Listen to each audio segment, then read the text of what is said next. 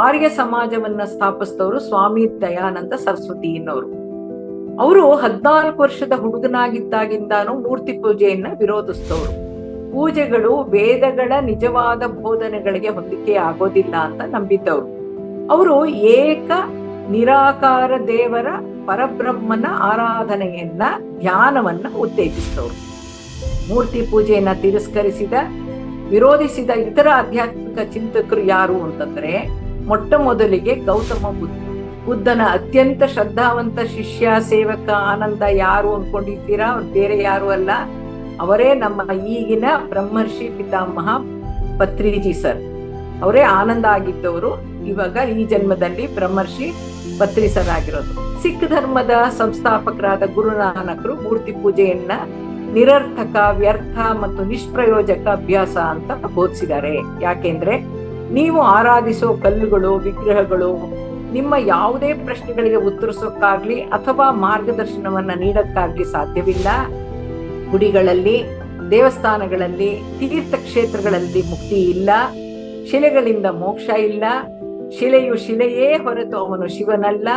ತನ್ನೊಳಗಿರೋ ಶಿವನನ್ನ ತಾನು ತಿಳ್ಕೊಂಡಾಗ ಮಾತ್ರ, ಆತ್ಮದ ಮೂಲವನ್ನ ಅರಿತಾಗ ಮಾತ್ರ ಮುಕ್ತಿ ಅಂತ ವೇಮನರು ಹೇಳಿದ್ದಾರೆ.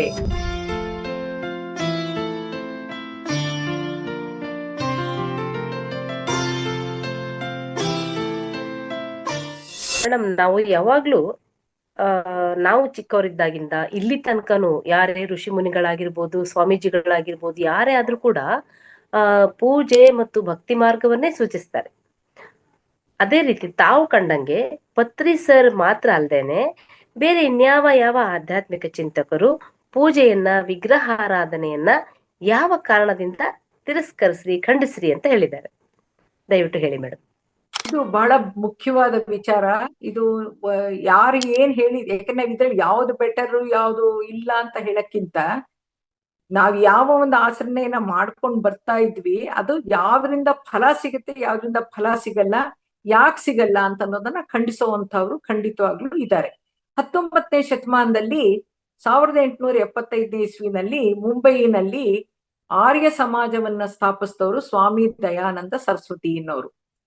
ಅವರು 14 ವರ್ಷದ ಹುಡುಗನಾಗಿದ್ದಾಗಿಂದಾನು ಮೂರ್ತಿ ಪೂಜೆಯನ್ನ ವಿರೋಧಿಸಿದವರು. ಅವರು ಅಖಂಡ ವೇದ ಪಂಡಿತರು ಆಗಿದ್ದ ಸ್ವಾಮಿ ದಯಾನಂದ ಸರಸ್ವತಿಯವರು ಅವರ ಸತ್ಯಾರ್ಥ ಪ್ರಕಾಶ ಅಂತ ಒಂದು ಗ್ರಂಥವನ್ನ ಬರೆದಿದ್ದಾರೆ. ಆ ಗ್ರಂಥದಲ್ಲಿ ವಿಗ್ರಹಾರಾಧನೆ ಮತ್ತು ಧಾರ್ಮಿಕ ಪೂಜೆಯನ್ನ, ಆಚರಣೆಗಳನ್ನ ಖಂಡಿಸಿ ವೈದಿಕ ಧರ್ಮವನ್ನ ಪುನರುಜ್ಜೀವನಗೊಳಿಸೋತ್ತ ಕೇಂದ್ರೀಕರಿಸಿ, ಪೂಜೆಗಳು ವೇದಗಳ ನಿಜವಾದ ಬೋಧನೆಗಳಿಗೆ ಹೊಂದಿಕೆ ಆಗೋದಿಲ್ಲ ಅಂತ ನಂಬಿದ್ದವರು. ಅವರು ಏಕ ನಿರಾಕಾರ ದೇವರ ಪರಬ್ರಹ್ಮನ ಆರಾಧನೆಯನ್ನ, ಧ್ಯಾನವನ್ನ ಉತ್ತೇಜಿಸಿದವರು. ಮೂರ್ತಿ ಪೂಜೆಗಳು ಮೆಟ್ಲುಗಳಲ್ಲ. ಯಾಕೆಂದ್ರೆ ಪತ್ರಿ ಸರ್ ನಮ್ಗೇನ್ ಹೇಳಿದ್ರು, ಮೂರ್ತಿ ಇದು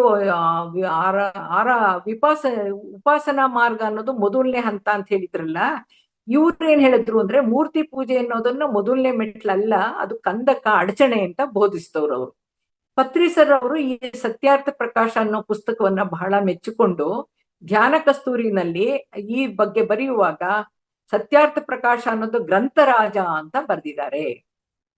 ಮೂರ್ತಿ ಪೂಜೆಯನ್ನ ತಿರಸ್ಕರಿಸಿದ ವಿರೋಧಿಸಿದ ಇತರ ಆಧ್ಯಾತ್ಮಿಕ ಚಿಂತಕರು ಯಾರು ಅಂತಂದ್ರೆ, ಮೊಟ್ಟ ಮೊದಲಿಗೆ ಗೌತಮ ಬುದ್ಧ. ಒಂದ್ ಕಡೆಯಿಂದ ಬರೋದಾದ್ರೆ ಗೌತಮ ಬುದ್ಧ, ಅವನು ಯಾವ್ದ್ರ ಮೇಲೆ ಒಂದು ಕೇಂದ್ರೀಕರಿಸ್ತಾ, ಧರ್ಮ ಪರಿಪಾಲನೆ ಮಾಡ್ಬೇಕು, ಅಷ್ಟಾಂಗ ಮಾರ್ಗಗಳನ್ನ ಅನುಸರಿಸೋದ್ರ ಮೇಲೆ ಕೇಂದ್ರೀಕರಿಸದೇ ಹೊರತು ರೂಪಗಳ ಆರಾಧನೆಯ ಮೇಲಲ್ಲ. ಗೌತಮ ಬುದ್ಧನ ಬೋಧನೆಗಳಲ್ಲಿ ಎಲ್ಲೂ ದೇವರ ಬಗ್ಗೆ, ದೇವರ ಪೂಜೆಯ ಬಗ್ಗೆ ಉಲ್ಲೇಖ ಇಲ್ಲ. ಕರ್ಮದ ಬಗ್ಗೆ, ಕಾರಣ ಪರಿಣಾಮಗಳ ಬಗ್ಗೆ, ಜನ್ಮ ಪುನರ್ಜನ್ಮಗಳ ಬಗ್ಗೆ ವಿವರಣೆ ಇದ್ದು, ಆನಾಪಾನಸತಿ ಧ್ಯಾನ ಮಾರ್ಗದಿಂದ ಮಾತ್ರ ದುಃಖದಿಂದ ಹೊರಬರಕ್ಕೆ ಸಾಧ್ಯ, ಮುಕ್ತಿ ಸಾಧಿಸ್ಬೋದು ಅನ್ನೋ ಚತುರಾರ್ಯ ಸತ್ಯಗಳನ್ನ ಬೋಧಿಸಿದಾನೆ. ಅವನು ಬೋಧಿಸಿರುವಂತ 4 ಚತುರಾರ್ಯ ಸತ್ಯಗಳು ಯಾವುದು ಅಂದ್ರೆ, ದುಃಖ ಸತ್ಯ, ದುಃಖ ಕಾರಣ ಸತ್ಯ, ದುಃಖ ನಿರ್ಮೂಲನೆ ಸತ್ಯ, ದುಃಖ ನಿರ್ಮೂಲನಾ ವಿಧಾನ, ಆನಾಪಾನಸತಿ ಧ್ಯಾನ ಸತ್ಯ ಅಂತ ಅಂದಿದ್ದಾನೆ. ಒಮ್ಮೆ ಬುದ್ಧನ ಅತ್ಯಂತ ಶ್ರದ್ಧಾವಂತ ಶಿಷ್ಯ ಸೇವಕ ಆನಂದ ಅಂತ ಕೇಳಿರ್ಬೋದು. ಬುದ್ಧನಿಗೆ 2 ಶಿಷ್ಯಂದ್ರಿದ್ರು, ಒಬ್ರು ಕಾಶ್ಯಪ ಅಂತ, ಇನ್ನೊಬ್ರು ಆನಂದ ಅಂತ. ಸೊ ಆನಂದ ಅನ್ನೋನ್ ಹೋಗ್ಬಿಟ್ಟು ಬುದ್ಧನ ಹತ್ರ ಕೇಳ್ತಾನೆ, ನಾನು ನಿಮ್ಮ ವಿಗ್ರಹವನ್ನ ಮಾಡ್ಬೇಕು, ನಂಗೊಂದು ಅನುಮತಿ ಕೊಡಿ ಅಂತ ಕೇಳ್ತಾನೆ. ಆಗ ಬುದ್ಧ ವಿಗ್ರಹ ಕಲ್ಪನೆಯನ್ನ ವಿರೋಧಿಸ್ಬಿಟ್ಟು ಅನುಮತಿಸಲ್ಲ. ಬುದ್ಧನು ವಿಗ್ರಹಾರಾಧನೆಯನ್ನು ಖಂಡಿಸಿದವನು. ವಿಗ್ರಹಾರಾಧನೆ ಅನ್ನೋದು ಮನಸ್ಸಿನ ಊಹೆಗಳಿಂದ ಮಾಡೋದು. ಎಲ್ಲಿಯವರೆಗೆ ನಾವು ವಿಗ್ರಹಾರಾಧನೆ ಬಿಡೋದಿಲ್ವೋ ಅಲ್ಲಿಯವರೆಗೆ ನಾವು ನಮ್ಮ ಮನಸ್ಸನ್ನ ಗೆಲ್ಲಕ್ಕಾಗಲ್ಲ. ಮನಸ್ಸನ್ನ ಜಯಿಸಿ ಅಜ್ಞಾನದಿಂದ ಹೊರಬರ್ಬೇಕು ಅಂತಿದ್ರೆ ವಿಗ್ರಹಾರಾಧನೆಯನ್ನ, ಮೂರ್ತಿ ಪೂಜೆಯನ್ನ ಖಚಿತವಾಗಿ ಬಿಡಬೇಕು ಅಂತಂದಿದ್ದಾನೆ ಬುದ್ಧ ಅಂತ. ಓಶೋರ್ ಅವರು ಒಂದು ಪುಸ್ತಕ ಬರೆದಿದ್ದಾರೆ, ದಿ ಡೈಮಂಡ್ ಸೂತ್ರ ಅಂತ. ಆ ಪುಸ್ತಕದಲ್ಲಿ ಈ ವಿಚಾರನ ಬರೆದಿದ್ದಾರೆ. ಬುದ್ಧನ ಅತ್ಯಂತ ಶ್ರದ್ಧಾವಂತ ಶಿಷ್ಯ ಸೇವಕ ಆನಂದ ಯಾರು ಅನ್ಕೊಂಡಿದ್ದೀರಾ? ಅವ್ರು ಬೇರೆ ಯಾರು ಅಲ್ಲ, ಅವರೇ ನಮ್ಮ ಈಗಿನ ಬ್ರಹ್ಮರ್ಷಿ ಪಿತಾಮಹ ಪತ್ರಿಜಿ ಸರ್. ಅವರೇ ಆನಂದ ಆಗಿದ್ದವರು. ಇವಾಗ ಈ ಜನ್ಮದಲ್ಲಿ ಬ್ರಹ್ಮರ್ಷಿ ಪತ್ರಿ ಸರ್ ಆಗಿರೋದು. ಬುದ್ಧನ ಸಾಂಗತ್ಯದಲ್ಲಿದ್ದು ಅಧ್ಯಾತ್ಮ ಸಿದ್ಧಾಂತಗಳನ್ನ ಜ್ಞಾನಪೂರ್ವಕವಾಗಿ, ಅನುಭವ ಪೂರ್ವಕವಾಗಿ ತಿಳಿದವರು ನಮ್ಗೆ ತಿಳಿಸಿದ್ದಾರೆ. ಇಸ್ಲಾಂ ಧರ್ಮದಲ್ಲಿ ಮಹಮ್ಮದ್ ಪ್ರವಕ್ತನು ಕೂಡ ಕುರಾನ್ ಪಠಣಕ್ಕೆ, ಕಣ್ಮುಚ್ಚಿ ಪ್ರಾರ್ಥನೆಗೆ ಪ್ರಾಮುಖ್ಯತೆ ನೀಡುತ್ತೆ ಹೊರತು ವಿಗ್ರಹಾರಾಧನೆಗಲ್ಲ.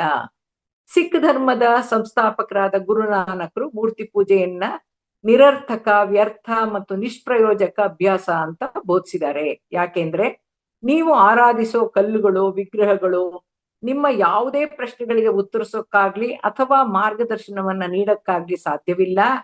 ಆಧ್ಯಾತ್ಮಿಕತೆಯು ದೇವಾಲಯಗಳಲ್ಲಿ ಅಥವಾ ಆಚರಣೆಗಳಲ್ಲಿ ಇಲ್ಲ. ನಮ್ಮ ಕಾರ್ಯಗಳು ನಮ್ಮ ಹೃದಯ ಶುದ್ಧತೆಯಲ್ಲಿ ಇರಬೇಕು ಅಂತ ಬೋಧಿಸಿದ್ದಾರೆ. ಕ್ರೈಸ್ತ ಧರ್ಮವೂ ಕೂಡ ಮೂರ್ತಿ ಪೂಜೆಯನ್ನ ತಿರಸ್ಕರಿಸುತ್ತೆ. ಅಲ್ಲಿ ಒಂದು ಕಂಪ್ಯಾರಿಸನ್ ಕೊಡ್ತಾರೆ. ಸೌತೆಕಾಯಿ ತೋಟದಲ್ಲಿ ಇರಿಸೋ ಬೆದರು ಬೊಂಬೆಗಳಂತೆ ವಿಗ್ರಹಗಳು ಮಾತನಾಡೋದಿಲ್ಲ, ಅವಕ್ಕೆ ನಡೆಯಕ್ಕೂ ಸಾಧ್ಯವಿಲ್ಲದೆ ಇರೋ ಕಾರಣ ಮಾನವನೇ ಅವನನ್ನ ಹೊತ್ತು ಸಾಗ್ಬೇಕು ಅಂತ ಹಾಸ್ಯ ಮಾಡಿ ಬರೆದಿದ್ದಾರೆ. ಹಿಮಾಲಯದ ಸ್ವಾಮಿ ರಾಮರು ಮಹಾನ್ ಯೋಗಿ, ಹಠಯೋಗಿಗಳವರು.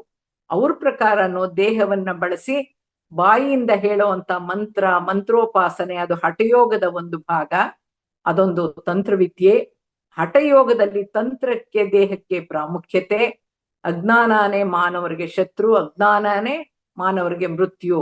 ಅಜ್ಞಾನದಿಂದಲೇ ಎಲ್ಲ ರೀತಿಯ ಅನರ್ಥಗಳು ಪ್ರಾಪ್ತಿಯಾಗೋದು. ಈ ಅಜ್ಞಾನವು ಬರೀ ಜಪ, ಪೂಜಾ, ಹೋಮ, ದಾನದಿಂದ ದೂರ ಆಗೋದಿಲ್ಲ. ಧ್ಯಾನದಿಂದ ಮಾತ್ರ ಅಜ್ಞಾನವನ್ನು ಹೋಗ್ಲಾಡಿಸ್ಕೊಳಕ್ಕೆ, ಆತ್ಮಜ್ಞಾನವನ್ನ ಪ್ರಾಪ್ತಿ ಮಾಡ್ಕೊಳಕ್ಕೆ ಸಾಧ್ಯ ಅಂತ ಸ್ವಾಮಿ ರಾಮ ಅವ್ರು ಹೇಳಿದ್ದಾರೆ. 15ನೇ ಶತಮಾನದ ಕಬೀರರು ಭಕ್ತಿ ಚಳುವಳಿ ನಡೀತಾ ಇತ್ತಲ್ಲ, ಆಗಿದ್ದವರು. ಇವರು ಧರ್ಮ ಅಂದ ಧಾರ್ಮಿಕ ಆಚರಣೆಗಳನ್ನ ತಿರಸ್ಕರಿಸಿದವರು. 14ನೇ ಶತಮಾನದಲ್ಲಿ ಜೀವಿಸಿದ್ದ ಋಷಿಗಳು, ಕವಿಗಳು ಆಗಿದ್ದ ವೇಮನನ ವಚನಗಳಿದೆಯಲ್ಲ, ಆ ವೇಮನರು ಯಾವುದೇ ಬಗೆಯ ಬಾಹ್ಯ ಪೂಜೆಯನ್ನ, ಮೂರ್ತಿ ಪೂಜೆಗಳನ್ನ, ವಿಶೇಷ ಚಿಹ್ನೆಗಳನ್ನ, ಅಂಧಶ್ರದ್ಧೆಗಳನ್ನ, ಕಂದಾಚಾರಗಳನ್ನ ಸಾರಾಸಗಟಾಗಿ ತಿರಸ್ಕರಿಸಿದವರು. ಅವ್ರದ್ದು ಕನ್ನಡದಲ್ಲಿ ವೇಮನ ವಿಶ್ವಗೀತೆ ಅಂತ ಕನ್ನಡಕ್ಕೆ ಒಂದು ಗ್ರಂಥನ ಹೊರತಂದಿದ್ದಾರೆ. ಅದರಲ್ಲಿ ವೇಮನರು ಏನ್ ಹೇಳಿದ್ದಾರೆ ಅಂದ್ರೆ, ಲೋಹದಿಂದಾಗಲಿ ಶಿಲೆಯಿಂದಾಗಲಿ ಮಾಡಿದ ಮೂರ್ತಿಗಳಾಗಲಿ ಹೇಗೆ ದೇವರಾಗಕ್ಕೆ ಸಾಧ್ಯ? ಅವಕ್ಕೆ ರಂಗು ರಂಗಿನ ವಸ್ತ್ರ ತೊಡಿಸಿ ಆಭರಣ ತೊಡಿಸೋರನ್ನ ಅಧಮಾಧಮರು ಅಂತ ಹೇಳಬಹುದಷ್ಟೇನೆ. ದೇವರಿಗೂ ಆಹಾರದ, ಬಟ್ಟೆಯ, ಒಡವೆಯ ಅವಶ್ಯಕತೆ ಇದೆಯೇ? ಅವುಗಳನ್ನ ಹುಲುಮಾನವನಿಂದ ದೇವರು ಬಯಸ್ತಾನ? ಮಾನವ ತನ್ನ ಬೂಟಾಟಿಕೆ ಮತ್ತು ತೋರಿಕೆ ಸ್ವಭಾವನ ಬಿಡದೆ ಇದ್ರೆ ಅವನಿಗೆ ಮೋಕ್ಷ ಲಭಿಸುತ್ತಾ? ಕೇವಲ ಮನಸ್ಸಿನಿಂದ ಮೂರ್ತಿಯನ್ನ ಕಲ್ಪಿಸ್ಕೊಂಡ್ರೆ ಸಾಕ? ಅದ್ ಹೇಗೆ ಮೋಕ್ಷ ಸಾಧನಕ್ಕೆ ಒಂದು ಸಾಧ್ಯ ಆಗತ್ತೆ? ಸ್ವಪ್ನದಲ್ಲಿ ಅಂದ್ರೆ ಕನಸಲ್ಲಿ ರಾಜ್ಯ ಪಡೆದುಕೊಂಡ ಮಾನವ ನಿಜ ಜೀವನದಲ್ಲಿ ನಿಜಕ್ಕೂ ರಾಜನಾಗ್ತಾನ ಅಂತ ಪ್ರಶ್ನಿಸಿ ಅರಿವು ಮೂಡಿಸಿದ್ದಾರೆ. ಗುಡಿಗಳಲ್ಲಿ, ದೇವಸ್ಥಾನಗಳಲ್ಲಿ, ತೀರ್ಥಕ್ಷೇತ್ರಗಳಲ್ಲಿ ಮುಕ್ತಿ ಇಲ್ಲ. ಶಿಲೆಗಳಿಂದ ಮೋಕ್ಷ ಇಲ್ಲ. ಶಿಲೆಯು ಶಿಲೆಯೇ ಹೊರತು ಅವನು ಶಿವನಲ್ಲ. ತನ್ನೊಳಗಿರೋ ಶಿವನನ್ನ ತಾನು ತಿಳ್ಕೊಂಡಾಗ ಮಾತ್ರ, ಆತ್ಮದ ಮೂಲವನ್ನ ಅರಿತಾಗ ಮಾತ್ರ ಮುಕ್ತಿ ಅಂತ ವೇಮನರು ಹೇಳಿದ್ದಾರೆ. ವಿಷ್ಣು ಪುರಾಣದಲ್ಲಿ ಕಾಷ್ಟಲೋಹೇಶು ಮೂರ್ಖಾಣಾಂ ಜ್ಞಾನೀನಾಂ ಹೃದಯೇಶು ಚ ಅಂದಿದೆ. ಅಂದ್ರೆ ಮೂರ್ಖರ ದೇವರು ಕಟ್ಟಿಗೆ ಲೋಹಗಳಲ್ಲಿಯೂ ಮತ್ತು ಜ್ಞಾನಿಗಳ ದೇವರು ಹೃದಯದಲ್ಲೂ ಇರ್ತಾನೆ ಅಂತ ಹೇಳಿದ್ದಾರೆ. ಇತರ ಧರ್ಮ ಮಾರ್ಗಗಳು ಭಾರತದಲ್ಲಿ ತಲೆ ಎತ್ತುತ್ತಾ ಇದ್ದಾಗ, ಅಂದ್ರೆ ಬೇರೆ ಬೇರೆ ಧರ್ಮಗಳು ಪ್ರಚಾರ ನಡೀತಾ ಇದ್ದಾಗ, ಹಿಂದೂ ಧರ್ಮ ನಶಿಸಿ ಹೋಗದೆ ಇರ್ಲಿ ಅಂತ ಭಕ್ತಿ ಚಳುವಳಿಯ ಮೂಲಕ ಹಿಂದೂ ಧರ್ಮ ಪ್ರಚಾರಕ್ಕಾಗಿ ಭಕ್ತಿ ಮಾರ್ಗವನ್ನ, ಉಪಾಸನಾ ಮಾರ್ಗವನ್ನ ಪ್ರಸಿದ್ಧಿಗೊಳಿಸಲಾಗಿರಬಹುದು ಅಂತಾನು ಉಲ್ಲೇಖಗಳಿವೆ. ಇಲ್ಲಿ ಖಂಡನೆಗೆ ಕಾರಣ ಏನು ಅಂತ ತಿಳಿದು ಚರ್ಚೆಯಲ್ಲಿ ತೊಡಗೋ ಬದಲು ಮಾನವ ತಾನು ಯಾವ ಮಾರ್ಗದಲ್ಲಿ ಸಾಗಿದ್ರೆ ಮುಕ್ತಿ ಸಾಧಿಸ್ಬೋದು, ತನಗೆ ಯಾವುದು ಸೂಕ್ತ ಅನ್ನೋ ಆತ್ಮಾವಲೋಕನ ಅಳವಡಿಕೆ ಅರ್ಥಪೂರ್ಣ ಅಂತ ನನಗನ್ಸುತ್ತೆ.